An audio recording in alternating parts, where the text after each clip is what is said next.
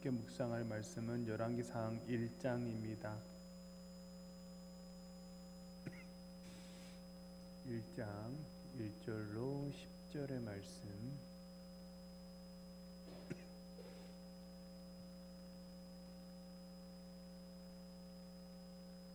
(1장) 1절에서 10절의 말씀 함께 묵상합니다. 함께 읽겠습니다.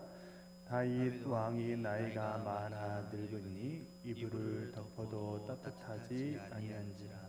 그의 시종들이 왕께 아뢰되 우리 주 왕을 위하여 젊은 처녀 하나를 구하여 그로 왕을 받들어 모시게 하고 왕의 품에 누워 우리 주 왕으로 따뜻하게 하리이다 하고 이스라엘 사방 영토 내에 아리따운 처녀를 구하던 중 수넴 여자 아비삭을 얻어 왕께 데려왔으니 이 처녀는 심히 아름다워 그가 왕을 받들어 시중하였으나 왕이 잠자리는 같이 하지 아니하였더라.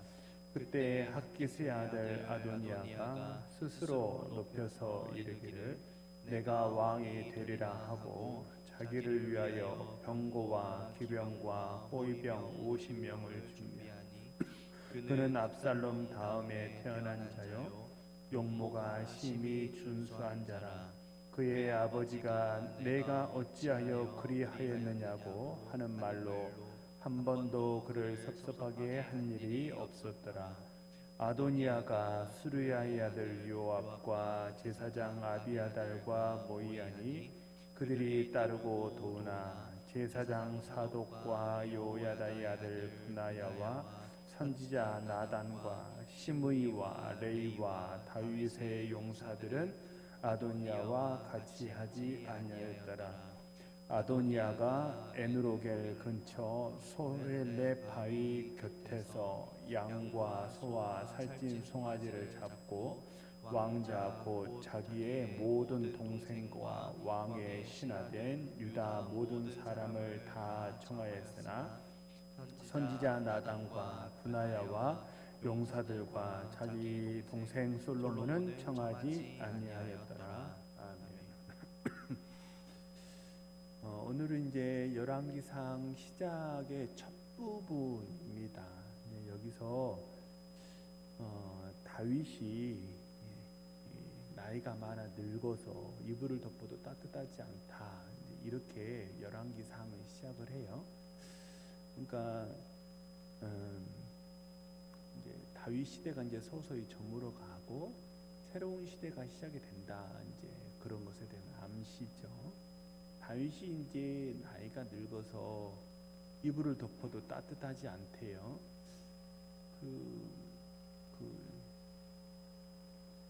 제가 의학적으로는 잘 모르겠지만 나이가 들면 이게 피가 이렇게 따뜻하지 않은가 봐요. 그죠? 권사님 그걸 느끼셔? 심하게 끄덕끄덕 하시네. 아니 이제 그렇다고들 그래요. 그래서 학계의 의학적인 자료를 제가 찾아보진 않아서 잘 모르겠지만, 근데 실제로 그런 것 같아요. 거꾸로 보면 예를 들면 중학생, 고등학생들 있잖아요. 특히 여학생들을 보면 교복을 막 이렇게 미니스커트처럼 이렇게 다 수선해가지고 입고 다니잖아요. 제가 가끔 이렇게 보면 제가 학생이야 뭐야 이렇게 되게 이제 헷갈릴 때가 있잖아요. 첫째는 헷갈리다는 게 들고, 둘째는 춥지 않을까? 이제 그 생각이 들어요. 근데 그래서 청년 누구에게 물어봤더니 예전의 일이에요. 예전에 이제 제가 여자 청년에게 물어봤더니 그러면 춥지 않냐고 그랬더니 쟤네들은 피가 뜨거워서 춥지 않대요. 그런 거 보니까 이제 피가 이제 좀 나이가 들어서 따뜻하지 않아서 이렇게 된가 봐요. 그래서 이제 솔루션으로 하나 마련한 게 뭐냐면 수넴 여자 아비삭을 얻었다. 그래서 이제 2절에 보면 두 가지 목적이에요. 그 아비삭을 구한 이유는 두 가지인데, 하나는 왕을 받들어 모시게 하고가 첫 번째고, 두 번째는 왕을 따뜻하게 한다 그랬어요. 모시다라는 말은 히브리 말로 아마드예요. 제가 찾아보니까 모시다라는 말은 아마드인데, 이 아마드라는 말은 똑바로 서게 하다라는 뜻이더라고요. 모시다라는 것은 똑바로 서게 하다. 그러니까 아마도 나이가 많은 분들을 옆에서 이제 부축을 하잖아요. 부축하는 것은 똑바로 서게 하기 위함이죠. 그러니까 이 수넴일과 아비삭의 첫 번째 목적은 다윗이 기동을 할 때, 움직일 때 옆에서 이제 똑바로 잘 걸을 수 있게 보조하고 부축하는 일을 했던 것 같아요. 그게 첫 번째 목적이고, 두 번째는 이제 따뜻하게 했다고 그래요. 따뜻하게 하다는 말은 히브리 말을 찾아보니까 해밈밈이라는 말이에요. 좀 발음이 좀 독특하죠. 해밈밈이라는 말인데, 이 말은 몸을 덮이다라는 뜻이에요. 그러니까 하나는 부축의 의미가 있고 하나는 보온의 의미가 있어요. 근데 제가 이 말을 굳이 이렇게 장황하게 설명을 드리는 이유는, 성경도 다윗이 노년의 여자를 얻었으니까 망령이 난 거 아니야, 막 그런 독자의 상상력을 사전에 차단하기 위해서 4절에 보니까 시중은 들었지만 왕이 잠자리는 같이 하지 않았다라고 성경이 탁 선을 긋거든요. 그러니까 왜 그랬을까? 그러면 뭐 다른 이유도 많았을 텐데 왜 그랬을까라고 이제 찾아보니까, 첫째는 옛날에는 그게 없었어요. 우리 뭐죠? 전기장판이 없었어요, 옛날에는. 옛날에는 온수매트 이런 것이 없으니까, 그죠? 게다가 우리나라만 온돌 문화잖아요. 유럽이나 그런 데는 다 벽난로 문화잖아요. 벽난로 문화니까 지금도 독일은 그 유학 갔다 온 사람들 얘기를 들어보면 지금도 이렇게 전기로 스팀을 잠깐 뗀다고 그래요. 그리고 잘 때는, 우리는 잘 때 보일러 계속 켜고 자잖아요, 코리아는. 근데 거기는 그러면 전기료 폭탄 맞는데요. 그 스팀을 잠깐 떼가지고 춥지 않게만 하고 잠들 수 있을 정도로 그렇게 한 다음에 그 스팀을 꺼야 된대요. 그리고 이제 잠잘 때는 이불을 이제 보온 양말 다 신고 내복 다 입고 외투 다 입고 그러고 잠을 잔대요. 이불 푹 덮고. 그리고 아침에 일어나서 하면 입김이 확 이렇게 나온대요. 우리나라만 이렇게 온돌 문화가 있으니까. 그건 이제 우리나라의 기온하고도 연관이 있고, 온돌 문화가 사실 좋기도 하지만 그 온돌 문화 때문에 우리나라가 사실은 조선시대나 그때 다 단층으로밖에 집을 지을 수가 없었어요. 우리는 나라는 벽돌 건물이 아니고 목재 건물이었잖아요. 유럽은 다 벽돌 건물이었어요. 하지만 우리나라는 여름에 장마가 있고 비가 많이 오니까 벽돌로 하면 집안이 약해서 다 무너져 버렸대요. 옛날에는 그 기초를 닦는 공법이 옛날에는 발달하지 않았어. 그래서 나무로 지을 수밖에 없었고, 나무에 온도를 얹으니까 2층으로 할 수밖에 없고 다 단층으로 지을 수밖에 없었다는 거예요. 어쨌든 왜 그랬느냐? 첫째는 옛날에는 보온의 도구가 없었기 때문이에요. 두 번째는 고대 사회에서 이게 다윗이 특별하게 한 게 아니고, 이게 뭐 지금 요새 막 논쟁이 되잖아요. 지금 21세기의 관점으로 우리나라 독립의 상황을 조명을 했을 때, 지금의 가치관으로 우리나라가 한일합방 되어서 독립운동을 하던 당시를 조명을 하면 아구가 안 맞는 게 되게 많다는 거죠. 그래서 그렇게 하면 안 되고, 그때 당시 그 문화로 가서 그것이 어떻게 됐는가를 살펴야 된다, 뭐 그런 얘기를 하지 않습니까? 이제 마찬가지예요. 고대 사회에서는 별다른 이렇게 보온의 도구가 없었기 때문에 다윗만 그런 게 아니고 다들 그렇게 했대요. 그래서 보온의 목적밖에 없었다, 부축의 의미밖에 없었다라고 성경이 이렇게 콕 찍어서 전사님 내가 이렇게 좀 조정을 해놨거든. 그 만지면 안 돼요. 하울링 나잖아요. 그랬다는 것을 이제 성경이 콕 찍어서 이제 얘기를 해요. 그런 것은 이제 다윗이 노년에 막 이렇게 타락하고 그랬지 않았다라는 것을 지금 이제 굳이 성경이 계속해서, 조금만 더 줄일까? 그것을 이제 설명을 하고 있는 거예요. 사무엘상 마지막 장에서 사울이 죽었습니다. 그죠? 사무엘상 마지막 장에서 사울이 죽고 사무엘하에서 다윗이 등장해요. 그리고 사무엘하 마지막 장에 이제 다윗이 죽고 열왕기상에는 누가 등장하냐면 솔로몬이 등장해요. 자 보세요. 사울이 죽고 사사들이 죽고 사무엘상에서 사울이 즉위했을 때 사람들은 좋은 세상이 올 줄 알았어요. 왕정을 백성들이 원한 거니까요. 백성들은 사사시대가 끝나고 이렇게 왕정시대가 시작되니까 이제 뭔가 좋은 시대가 올 것 같았지만 사실 사울의 시대는 혼란과 잡음이 끊어지지 않았던 혼란의 시기였어요. 왜냐하면 왕이었던 지도자였던 사울이 영적으로 자리가 잡히지 않았기 때문이에요. 사울 자신이 영적인 질서가 없으니까 어떻게 되는 거예요? 나라가 영적인 질서가 없는 거예요. 주권자가 영적인 질서가 없으니까 나라가 같이 흔들리는 거예요. 다윗 시대는 정반대입니다. 자, 사사기에서 사사들이 다 죽고 사무엘상에서 사울의 시대가 됐어요. 사무엘하에서는 다윗 시대가 됐어요. 사울이 죽고 다윗이 즉위했어요. 어떻게 됐어요? 처음에는 혼란의 시기였죠. 사울의 잔당들이 있었으니까. 하지만 시간이 지날수록 어떻게 됐어요? 다윗의 시대는 계속해서 안정이 되어 갔잖아요. 이유가 뭐예요?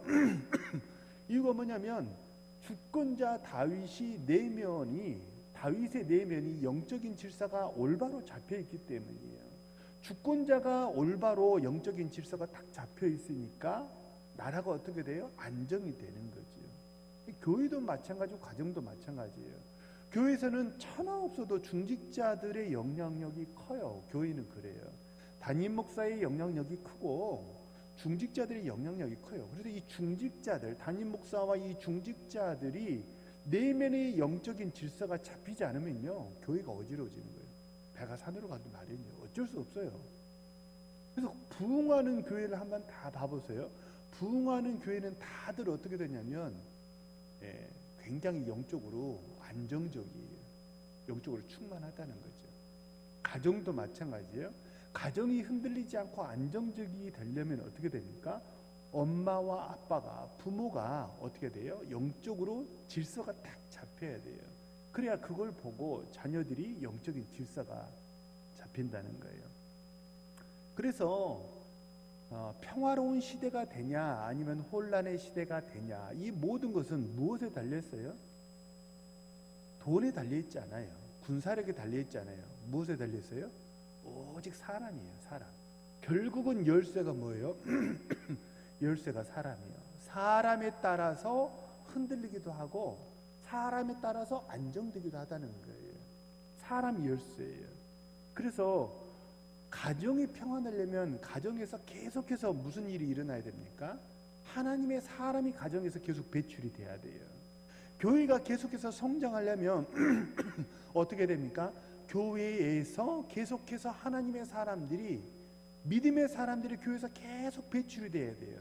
교회는 일종의 영적인 공장이에요. 영적인 공장. 교회에서 이 영적인 제자를 양성하는 공장과 같고 학교와 같아요. 그러니까 공장과 같다면 교회의 굴뚝에서 연기가 폭폭 나야 돼요.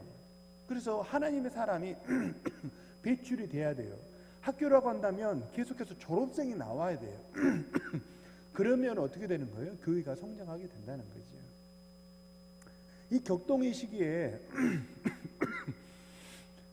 사람이 중요한데, 여기 이제 오늘 본문에는 대비되는 두 사람들을, 이제 두 부류의 사람들을 본문은 말해요. 첫째는, 이쪽 한 부류는 뭐냐면 아도니아이고, 아도니아의 대척점에 서 있는 사람은 누가 봐도 솔로몬이겠죠. 솔로몬이에요. 두 번째 사람은 아비아달이에요. 아비아달은 누구 편에 섰어요? 아도니아 편에 섰던 사람이죠. 아도니아 편에 섰던 이 아비아달과 솔로몬의 편에 섰던 나단을 대조하고 있어요. 자, 먼저 보면요, 아도니아를 보면요, 아도니아는 지난주에도 제가 말씀드렸죠. 다 가진 아들이라고 그랬죠. 다 가졌어요. 서열도 높아요. 아버지가 야단친 적이 하나도 없어요. 게다가 인물도 준수하고 인기도 많아요. 좋은 조건을 많이 가졌죠. 그러면 어떻게 해야 돼요? 자, 오늘 설교 제목이 특권이 아니라 사명이라는 얘기인데요. 내가 뭔가를 가졌다면요, 반드시 그것을 특권으로 여기지 마시고 사명으로 여기시는 우리 주의 백성들 되시기를 축복합니다. 사명으로 받으면 그게 뭐냐면 약이 돼요. 사명으로 받으면 그게 뭐가 돼요? 복이 돼요. 돈이 많아요? 시간이 많아요? 재주가 많아요? 아니면은 인기가 있어요? 인력이 있다는 거죠. 사람들이 나를 따른다는 것도 그것도 힘이거든요. 무엇이든지 내가 뭔가를 가졌다면 이것을 뭘로 여겨야 되냐면 사명으로 여겨야 돼요. 사명은 뭐냐면 하나님께 영광이에요. 사명이라는 얘기는 하나님께 영광이에요. 그거를 조금 더 풀어보면 하나님께 영광이라는 말은 굉장히 추상적이잖아요. 쉽게 풀어보면 뭐예요? 교회는 뭐가 돼요? 덕이 된다는 거예요. 이웃에게 뭐가 돼요? 성도들에게 이웃에게 뭐가 돼요? 복이 돼요.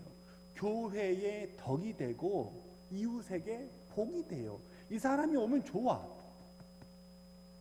이 사람이 오면 좋아야 돼. 그게 뭐예요? 이웃에게 복이 된다는 거예요. 교회에 덕이 된다는 건 뭐예요? 아, 저 사람이 하는 것처럼 하면 되겠구나 라는 게 뭐예요? 덕이 되는 거예요. 이 사람이 교회에서 일을 하면 평안해져요. 그게 덕이 되는 거예요. 그러니까 내가 뭔가를 가졌다면 이 모든 것을 사명으로 여기시는 주의 백성들이 되셔야 돼요. 그러면 어떻게 된다는 거예요? 복이 온다는 거예요. 옛날에 무슨 우리 어렸을 때 코미디 프로그램 중에 웃으면 복이 와요라는 복이 있잖아요. 그 프로그램 있었잖아요. 집사님 알아요? 알면 같은 세대요. 웃으면 복이 온다는데 웃으면 복이 오는 게 아니고 사명으로 여기면 복이 와요. 근데 이걸 어떻게 해요? 아도니아는 이거를 특권으로 여겼다는 거예요. 나만 누릴 수 있는 거예요. 그러니까 사명은 하나님께도 영광이 되고 교회에도 덕이 되고 유익이 되고 이웃에게도 복이 돼요. 남 좋게 한다는 거예요. 나도 좋지만 남도 좋게 한다는 거예요. 근데 특권은 뭐예요? 남은 없어요. 하나님은 없어요. 교회는 안중에 없어요. 뭐만 있어요? 나만 있어요. 그게 뭐예요? 특권으로 여긴다는 말의 뜻이에요. 특권으로 여기면 어떻게 되냐면 근심거리가 돼요. 교회는 근심거리가 되고 이웃에게는 사람들이 싫어해요. 이맛살 찌푸리게 된다는 거죠. 아도니아는 오늘 본문에 보면 칭찬이 아주 많잖아요. 이 많은 좋은 상황들을 가졌단 말이에요. 형들이 다 죽고 내가 서열 4위였지만 서열 1위가 된 거죠. 이것도 사실은 뭐냐면 좋은 거죠. 좋은 거. 이 좋은 것을 뭘로 여겨야 돼요? 네. 사명으로 여겨야 돼요. 그러면 아도니아가 복을 받았을 텐데 아도니아는 지난주에 제가 말씀드린 대로 누구가 없어요? 하나님이 안중에 없어요. 또 누가 안중에 없어요? 아버지 다윗이 안중에 없어요. 오직 누구만 있어요? 나만 있어요. 이제 내 세상에 아버지가 저렇게 죽을 날이 멀지 않았으니까 남은 거는 무엇밖에 없어요? 나밖에 없다는 거지요. 이제 내 세상이 될 거야 라고 여기니까 어떻게 되었어요? 독이 된 거예요. 5절에 보면 아도니아가 스스로 높여서 이르기를 내가 왕이 되리라 하지 않습니까? 그죠? 자, 이게 특권으로 여겼던 사람들의 계보가 있어요. 자, 5절에 보면 아도니아가 자기를 위해서 병고와 기병, 호위병 50을 대동했다 그러죠. 근데 이게 압살롬이 반역을 일으켰을 때 그때 상황하고 똑같습니다. 아도니아가 압살롬이 반역을 일으킬 때 사무엘하 15장 1절에 보면 뭐라고 그러냐면 그 후에 압살롬이 자기를 위하여 병고와 말들을 준비하고 호위병 50명을 그 앞에 세우니라 그러죠. 똑같죠. 마치 데칼코마니처럼 이 두 사람의 행보가 똑같아요. 병거와 말들을 준비하고 기병을 준비하고 호위병 심지어 호위병의 숫자까지 똑같아요. 50을 대동했다는 거 아니에요? 병거, 기병, 호위병을 대동한 거는요, 백성들에게 호감을 사려는 그런 행동이래요. 그러니까 나 이 정도 대단한 사람이야. 어? 이게 내 세상이야. 내가 이제 실세야. 그러니까 나를 따라라고 백성들이 나를 보게 하는 수단으로 그렇게 했다는 거예요. 그러니까 아도니아에게는, 압살롬에게는 누가 없어요? 압살롬도 아버지 다윗이 없었죠. 하나님도 없었죠. 백성이 없었죠. 누구밖에 없었어요? 나의 복수, 이거밖에 없었어요. 압살롬은 복수심이 큰 사람이었잖아요. 그 복수심은 자기 누이 암논이 자기 누이가 그 큰 형한테 이렇게 강간을 당한 거, 그리고 아버지가 그것을 올바르게 처결을 올바르게 하지 않은 거, 벌 주지 않은 거, 형을, 그것에 대한 이렇게 마음의 원망이 있잖아요. 그러니까 이 복수심만 가득한 거예요, 압살롬. 그 압살롬을 똑같이 따라서 하는 게 누구예요? 아도니아라는 거예요. 근데 거슬러 올라가 보면 아도니아 위에는 압살롬이 있었어요. 압살롬 위에는 누가 있어요? 사울이 있어요. 사무엘상 14장 25절을 보면 사울에 대해서 뭐라고 그러냐면요, 온 이스라엘 가운데 사무엘상 9장 2절을 보면요, 기스의 아들이 있으니 그의 이름은 사울이요 준수한 소년이라. 이스라엘 자손 중에 그보다 더 준수한 자가 없고 키는 모든 백성보다 어깨 이만큼 더 크더라 그랬죠. 인물이 좋아요. 백성들이 되게 칭찬하던 사람이 사울이었어요. 그러니까 제가 이제 이 사무엘상 그때 이제 작년 가을쯤이었던 것 같아요. 작년 가을쯤에 사무엘상을 보았는데 거의 한 10달쯤 된 거예요, 지금. 그때도 제가 말씀드렸는데, 압살롬은요, 아버지가 분명 다윗이거든요. 근데 누구를 닮았어요? 다윗을 닮지 않았어요. 사울을 닮았어요. 그래서 이 자기를 드높이고 자기 잘난 맛에 자기 권세를 지키려고 욕심 부렸던 사람의 계보, 그러면요, 사울, 압살롬, 아도니아, 이렇게 쭉 계보가 이어지는 거예요. 그들의 행보가 대동소이해요. 그런데 이들의 결말이 어떻게 되었습니까? 하나같이 다 좋지 못했죠. 사울은 자결했죠. 사울은 자결했고, 압살롬은 반역했다가 요압 장군에 의해서 칼에 찔려 죽었죠. 아도니아는 결국 솔로몬에 의해서 죽게 돼요. 아도니아도. 오늘 본문에 나오는 아비삭이 끝내 화근이에요. 이 수넴 여자 아비삭을 나에게 좀 이렇게 달라고, 부인으로 달라고 솔로몬의 어머니 밧세바한테 청탁을 넣어가지고 그 아비삭 이쁜 여자 후궁으로 하나 맞으려다가 이게 파근이 돼가지고 죽잖아요. 왜냐하면 고대 사회에서는 전임 왕의 후궁을 내가 부인으로 맞는 것이 이게 상징적인 의미가 있거든요. 내가 이제 왕이 됐다라는 그런 상징적인 의미가 있어요. 그러니까 이 아도니아가 한번 솔로몬이 살려줬는데도 그 왕권에 대한 미련, 내가 높아지고자 하는 욕심, 그거 놓지 못해가지고 결국 아도니아도 죽어요. 그러니까 이 세 명의 계보가 죽음이 다 온전치 못해요. 사울은 자결하고, 압살롬은 창에 찔려서 반역했다가 죽고, 아도니아도 반역했다가 분하야한테 칼에 죽고, 다 비명행사예요. 그러니까 자기를 높이면서 하는 거, 특권으로 여기면서 하는 게 사실 좋지 않다는 거예요.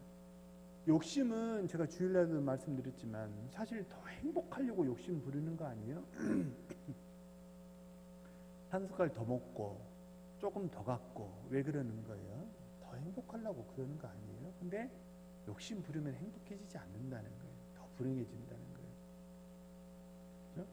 그렇죠? 첫 번째 그룹은 뭐냐면 이제 아도니아예요. 아도니아가 솔로몬하고 이렇게 대비되는 사람이요. 두 번째 대비되는 인물이 이제 아비아달과 솔로몬 편에 섰던 나단이에요.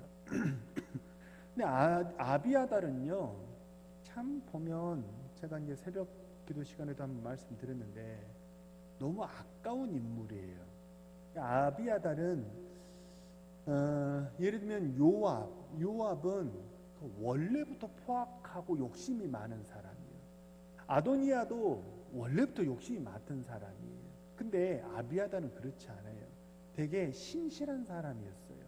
압살롬이 반역했을 때 아비아다는요, 다윗이 피난 갈 때 여호와의 법궤를 들고 따라왔던 사람이에요. 왕이 가시는 곳에 이 법궤가 함께 해야 되지 않겠습니까? 그리고 다윗을 따랐던 굉장히 충직한 사람이 아비아달이거든요. 그런데 왜 이런 실수를 했는지 모르겠어요. 아도니아 편에 섰다는 거예요. 그래서 결국 파면을 당하지 않습니까? 지난주에 말씀드린 대로 아도니아가 왕이 되는 것은 하나님이 허락한 것도 아니고 계획했던 것도 아니고 아버지 다윗이 허락하지도 않았어요. 그냥 자기가 설레발 쳐가지고 스스로 왕이 됐다는 거 아니에요? 근데 거기 왜 아비아달이 끼어요? 요압이 끼는 건 이해가 돼요. 요압은 이렇게 자기 앞길을 보고 군대 장관 자리를 오래 하는데 아주 지대한 관심을 가진 사람이니까, 자리 욕심이 많은 사람이니까 요압이 그랬다는 건 이해가 돼요. 근데 아비아달은 자리 욕심내고 이렇게 막 매관매직하거나 돈을 탐하거나 그런 사람이 아니거든요. 그럼에도 불구하고 이 아비아달이 왜 그랬냐는 거예요. 그래서 안타깝다는 거예요. 근데 이제 이유를 하나 얘기를 하자면, 나단과 대비되는 이유는 뭐냐면, 아비아달은 아도니아가 왕이 되겠다고 했을 때 하나님께 물었다는 기록이 없어요. 하나님께 묻지 않아요. 그냥 자의적으로 판단하는 거예요. 아마도 그랬을지 몰라요. 이제 실질적인 서열 1위가 되었으니까 서열 1위가 왕이 되는 건 당연한 거 아니야? 그냥 체격도 좋고 모범생이니까 당연히 왕이 되겠지 하고 자의적으로 판단한 거예요. 자의적으로 판단. 이 자의적인 판단은요, 잘 들으세요. 이 자의적인 판단은요, 하나님이 제일 싫어하는 거예요. 자의적인 판단은 거슬러 올라가면 이게 뭐예요? 선악과예요. 선악과. 선악과라는 것은 뭐냐면, 선악을 원래 우리 사람은 어떻게 지음받았냐면 하나님께 물어서 선악에 대한 하나님의 판결을 받으면서 살도록 우린 지음을 받았어요. 우리는 선악을 스스로 판단할 수 있는 권리가 있는 사람들이 아니에요. 우리는 하나님의 재판장이신 하나님의 선악에 대한 판단을 받고 알겠습니다 하고 하나님의 뜻을 추동하는 사람이에요. 능동도 아니고 수동도 아니고 그대로 따라가는 거예요. 추동하는 사람들이에요. 근데 선악과를 따먹었다는 것은 뭐예요? 이제 하나님께 묻지 않겠다는 거예요. 선악을 내가 스스로 판단하면서 살겠다. 이 뜻이 뭐예요? 선악과 따먹었다는 뜻이에요. 그래서 다윗이 그렇게 신실하다는 이유가 뭐냐면, 사무엘하를 보세요. 사무엘하가 다윗이 주인공이니까. 사무엘상은 사울이 주인공, 사무엘하는 다윗이 주인공. 사무엘하에 보면요, 다윗의 역사를 보면 다윗이 하나님께 물어요. 여호와께 여짜와 가로되, 여호와께 여짜와 가로되, 여호와께. 그는 기도의 사람이었어요. 그는 예배의 사람이었어요. 하나님을 경외하는 사람이었고, 그것을 무엇으로 할 수 있어요? 물었잖아요. 하나님께 물어서 올라가리까 올라가라. 그러면 올라가는 거예요. 자의적인 판단이 제일 안 좋은 거예요. 하나님이 아주 극혐하는 거예요. 극혐하는 거. 이사야 53장에 보면 죄라는 게 뭐냐? 우리는 다 양 같아서 그릇 행하여 뭐 했다는 거예요? 각기 제 길로 갔다는 거예요. 내가 어디로 갈까를 하나님께 묻지 않고 내가 스스로 판단해서 내가 갔다는 거예요. 그게 뭐라는 거예요? 죄라는 거예요. 사사기에서도 죄가 뭐냐? 그때 이스라엘의 왕이 없으므로 사람이 각자 자기 소견에 옳은 대로 행하였더라. 자기가 자기 소견을 내는 거예요. 내 생각에는 이런데요 라고 자기 생각을 얘기하면서 그걸 주장하면서 살아가는 거예요. 이게 다시 말하면 선악과 따먹은 거예요. 이게 하나님이 극혐하는 거예요. 아주 싫어하는 거예요. 근데 그걸 누가 했다는 거예요? 아도니아가 했다는 거예요. 자의적인 판단이에요. 아도니아가 했고, 그 아도니아를 뒤따라서 아비아달이 자의적으로 될 것 같은데, 그럴 것 같은데, 그건 내 생각이지요. 근데 정반대로 나단은 어땠냐면요. 가만히 보니까 지난주에도 제가 이제 말씀드렸듯이 이제 여기 본문에 보니까 이 아비아들이 이제 소헬렙 바위에서 잔치를 벌이잖아요. 9절에 보니까 소헬렙 바위에서 자기가 왕이 되었다고 사람들을 왕자들을 불러요. 누구만 빼고 솔로몬만 딱 빼고 아마도 서열 10위였지만 19명 중에 서열 10위였지만 솔로몬은 굉장히 중량감이 있었던 사람이었던가 봐요. 그러니까 견제했던 것 같아요. 다른 왕자들은 그렇게 왕권에 큰 욕심을 부리지 않는 사람이었던 것 같아요. 내가 이길 수 있다고 생각했던 것 같아요. 그래서 다른 왕자들은 다 부르는데 솔로몬은 유독 견제를 해요. 부르지 않았잖아요. 그래서 잔치를 벌이니까 나단이 어떻게 하냐면요. 24절에 보면 다윗에게 가서 묻습니다. 24절에 보면 뭐라고 나오냐면 내 주 왕께서 이르시기를 아도니아가 나를 이어 왕이 되어 내 왕위에 앉으리라 하셨습니까? 이렇게 물어요. 왕이시여 당신이 이렇게 말씀하신 적이 있으십니까? 지금 저기 보니까 잔치 벌리고 왕이라고 스스로 막 선언하고 그러는데 왕께서 그것을 허락하신 적이 있으십니까? 나단은 뭐예요? 확인하잖아요. 그게 아비아다라고 다른 점이에요. 아비아다는 하나님께 묻지 않아요. 다윗에게 묻지 않아요. 아도니아도 묻지 않고 아비아달도 묻지 않았잖아요. 근데 거기서 딱 누구만 물어요? 나단이 물어요. 나단이. 이 나단은 성경에 몇 번 등장하지 않는 사람이지만 굉장히 중요한 시국에 탁탁탁 이렇게 하나님을 벗어나서 막 이렇게 우클릭하고 좌클릭하고 막 삐뚤어져가는 그런 상황에서 꼭 등장해가지고 구부러진 이 선을 딱 이렇게 반듯하게 다시 펴는 역할을 하는 사람이 나단 선지자 아닙니까? 우리가 그런 사람 돼야 돼요. 내 이름의 교회에서 많이 불리지 않아도 상관은 없어요. 그런데 어떤 때 내가 등장하는 거예요? 뭔가가 위기의 상황에 빠졌을 때, 교회가 어지러울 때, 누군가가 되게 어려운 일을 겪었을 때 내가 착 등장하는 거예요. 그래서 어떻게 하는 거예요? 문제를 해결해 버리는 거죠. 그런 신실한 주의 백성들 되시기를 주님의 이름으로 축복합니다. 그게 나단이라는 거예요. 나단은 그리고 이 모든 것을 뭐예요? 묻잖아요. 왕이시오 그렇게 하셨습니까? 아니 나 그런 적이 없는데. 그러니까 그리고 그렇게 대답하고 나서 일사천리로 어떻게 되는 거예요? 솔로몬이 후계자로 지명이 되고 솔로몬을 즉위식을 바로 거행을 해버렸잖아요. 이 모든 솔로몬이 왕이 되는 이 모든 상황에 아비아달이 설레발을 치고 솔로몬이 딱 이렇게 위축되어 있는 이런 상황에서 이 모든 상황을 반전시키고 솔로몬을 약속대로 아버지 다윗이 솔로몬을 왕시킨다 그랬거든요. 그 약속대로 솔로몬을 왕위에 올린 그 사람이 누구예요? 나단이라는 거예요. 나단. 어그러져가는 물꼬를 확 한 방에 딱 바꿔가지고 제대로 물기를 딱 잡아버리는 사람이 나단이라는 거예요. 그런데 그 나단의 특징은 물었던 사람이라는 거죠. 그게 다르다는 거예요. 그래서 우리가 어떤 사람이 되어야 합니까? 어그러진 것을 바르게 하는 우리 신실한 주의 백성들 되시기를 소망합니다. 그러면요, 내 이름이 교회에서 많이 불리지 않아도 누가 기억하세요? 하나님이 기억하세요. 결정적인 순간에 나단은 계속 등장해요. 이전에는 나단이 언제 등장했어요? 우리아의 아내 밧세바를 범했을 때 그때도 등장을 했잖아요. 다윗이 범죄했을 때 나락으로 떨어져서 그대로 계속 갔더라면 하나님이 다윗을 버렸겠죠. 그러니까 시편 51편에서 하나님 나를 좀 버리지 말아달라고 다윗이 기도하잖아요. 그 상황을 딱 바로잡고 또 지금도 아도니아가 쿠데타를 일으킬 만한 그런 상황에서 등장해가지고 탁 이걸로 바로잡고 그러잖아요. 나단은 말씀의 사람이에요. 기도의 사람이에요. 이 말씀과 기도라는 것은 사실 우리는 말씀과 기도가 다르지만 사실은 말씀과 기도는 하나예요. 하나님의 말씀을 듣는 게 또 기도 아닙니까? 그죠? 왕에게 묻고 말씀을 딱 받아가지고 그대로 시행하는 사람. 이 사람이 나단이었다는 거예요.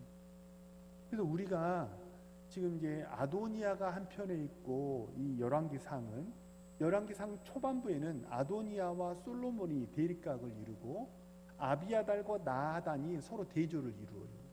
두 그룹이 이렇게 대조를 이루는 거죠. 이 시간 예배하는 우리 사랑하는 모든 동네 성도님들, 내 중심으로 살기보다 하나님 중심으로 살고, 내 영광을 드러내기보다 교회에 덕을 끼치고 이웃에게 복이 되는 우리 성도님들 되시길 바랍니다.